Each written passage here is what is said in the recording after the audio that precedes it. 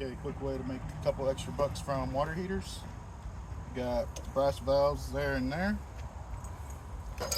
Only takes a couple seconds to take them off.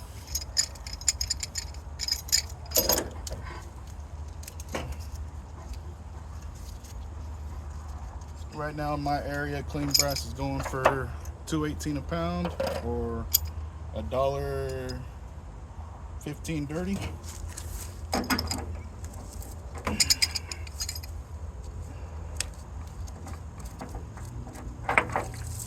And boom, you got half a pound of brass. Next is on electrical water heaters. Got number one wire and also the brass valves.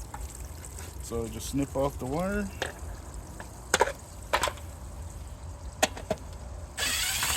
Open these two panels up.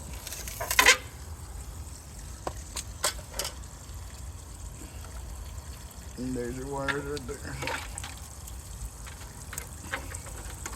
Do the same for the bottom. You got a couple pieces number one. And I had already taken the brass valve off of here.